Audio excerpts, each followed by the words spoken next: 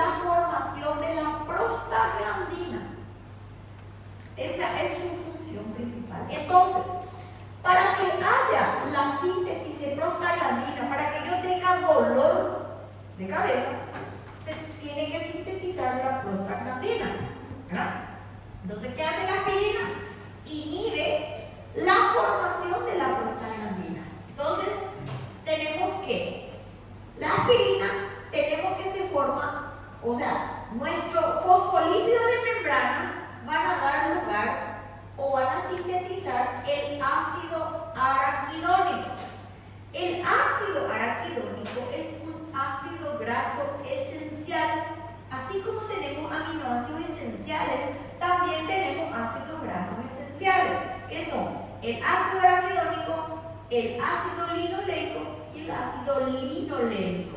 Son ácidos grasos que se encuentran, por ejemplo, en frutos, en semillas como nueces, almendras, uva, todo eso que se utiliza para aumentar nuestro colesterol bueno. Y también en los aceites, en la serie de los omegas, que encontramos en carnes de peces principalmente.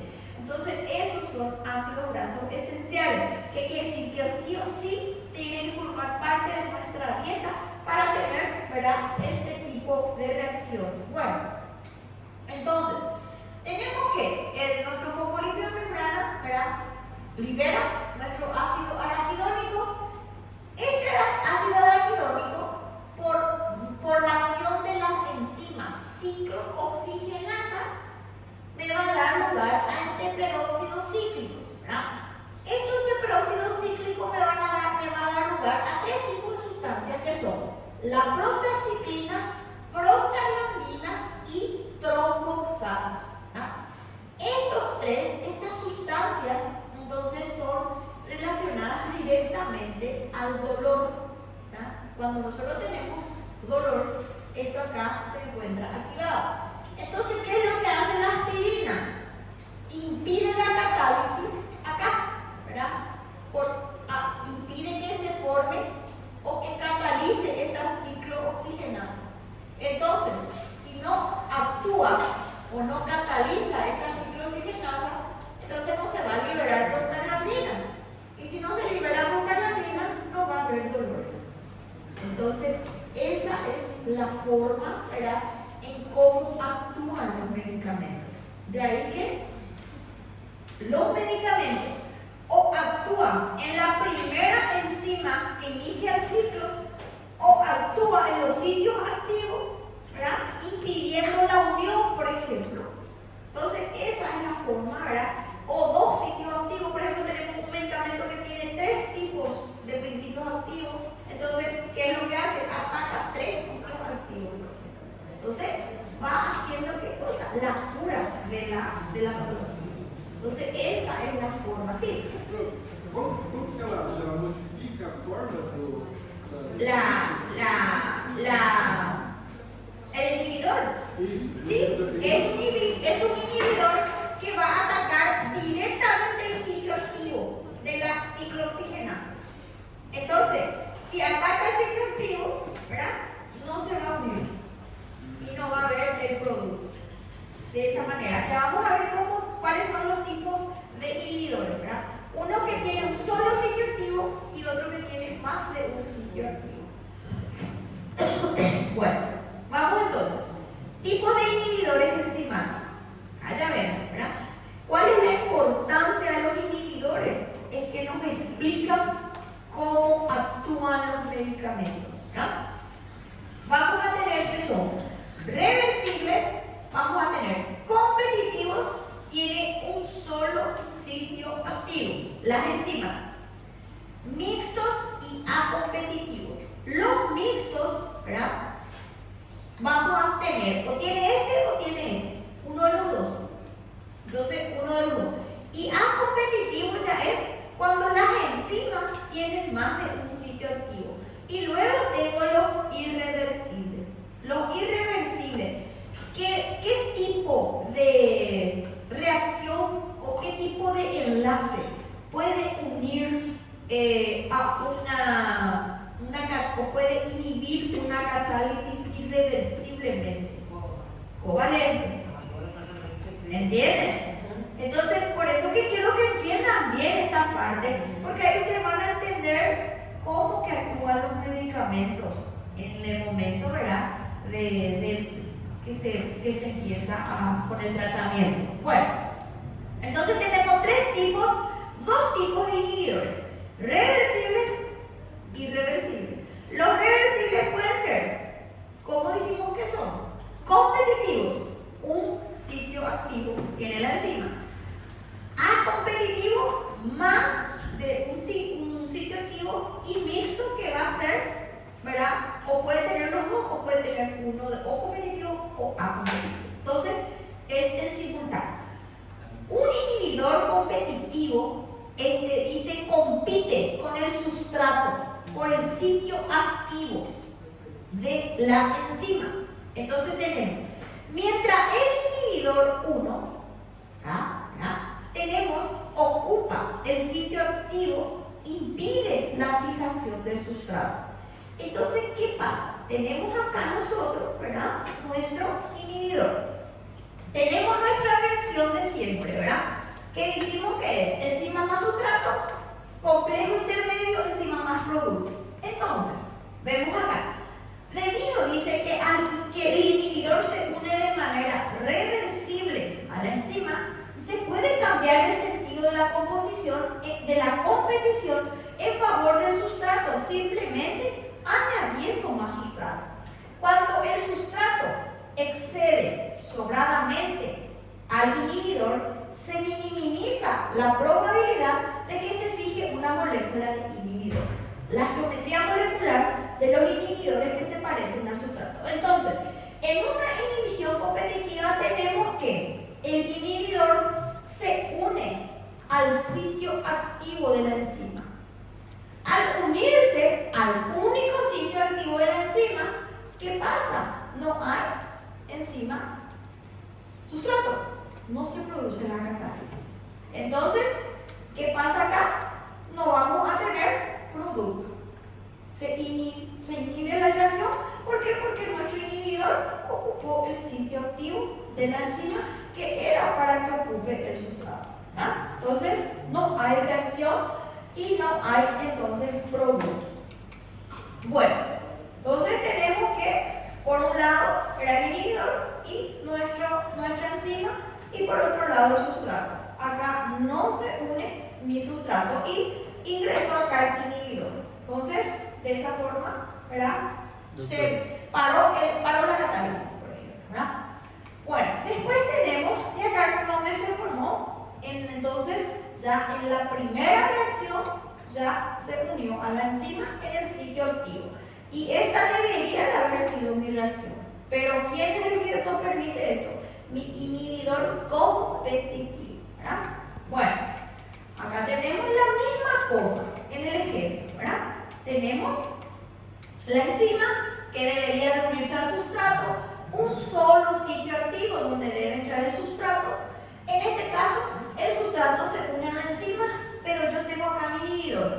¿Qué pasa? En este caso, ¿verdad?, tenemos que se forma producto y mi inhibidor está suelto ahí, no hay una reacción.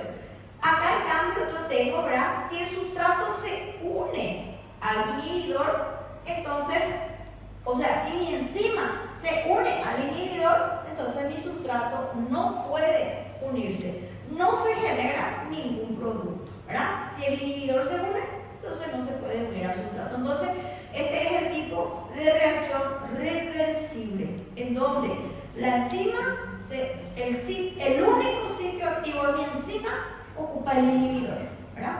Sería, por ejemplo, un medicamento X. Entonces, no hay reacción. La inhibición competitiva, dice, la inhibición, los usos, se utiliza en terapia médica. Por ejemplo, para tratar a un paciente que ha ingerido metanol. ¿Se acuerdan que estuvo hace un tiempo que teníamos que una cerveza, ¿se acuerdan que tenía metanol en vez de etanol? Bueno, ¿cuál es la forma en que se trata eso ahí? Tenemos que dice que es un disolvente que se utiliza como anticongelante. El metanol es tóxico. Ustedes saben que el hierro que produce la escarcha de la heladera, toda desde niños nos dijeron que es tóxico. No sabemos por qué, ¿verdad? Pero nosotros sabemos que lo tenemos que tomar. Ese es un metanol. Y el organismo no es capaz de usar o sintetizar ese metanol, ¿verdad?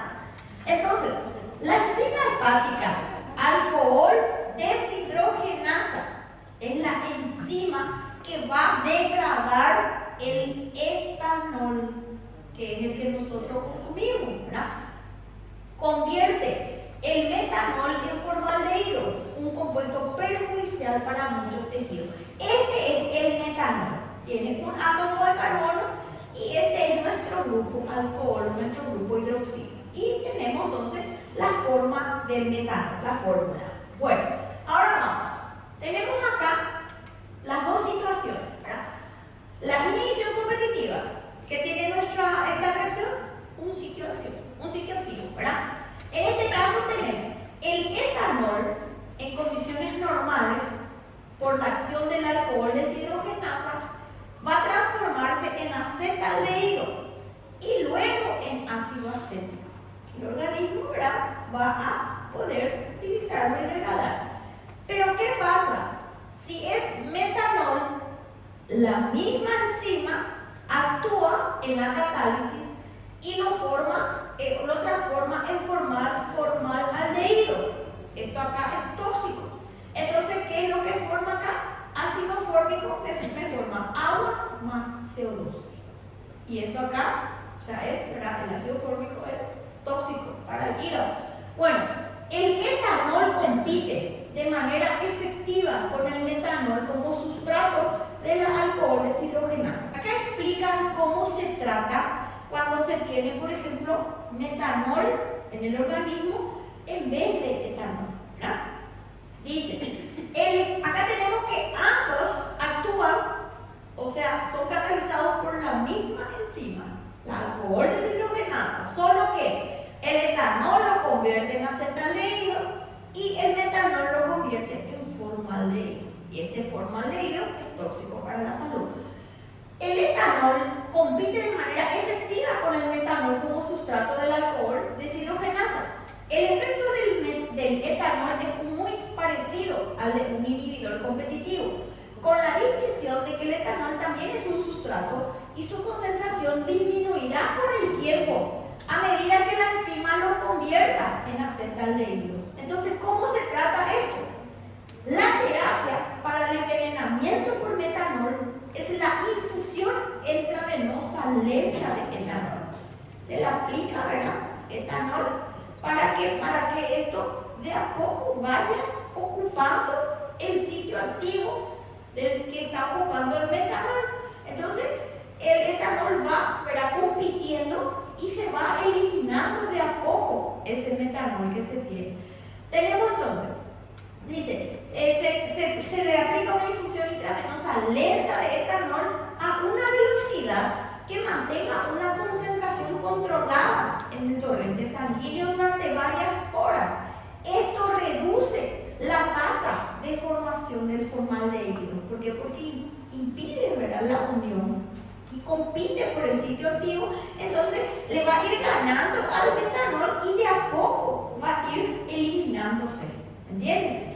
Entonces, reduciendo el peligro mientras los riñones filtran el metanol que se excretará inocuamente por la orina. Ahora, esto acá podemos hacer si nosotros sabemos que lo que consumió nuestro paciente es metanol, pero cuando eso no se sabía, ¿verdad? Por eso ocurrieron varias muertes y después recién se llegó al periodo de la cuestión, ¿verdad? Pero esta es la forma que se trata cuando hay una intoxicación, ¿verdad?, por metanol.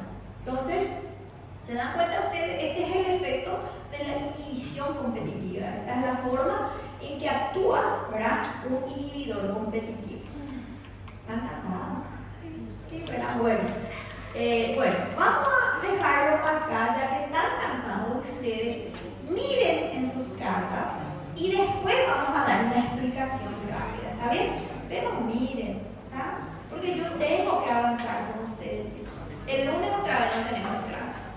Y tenemos clase. Y no es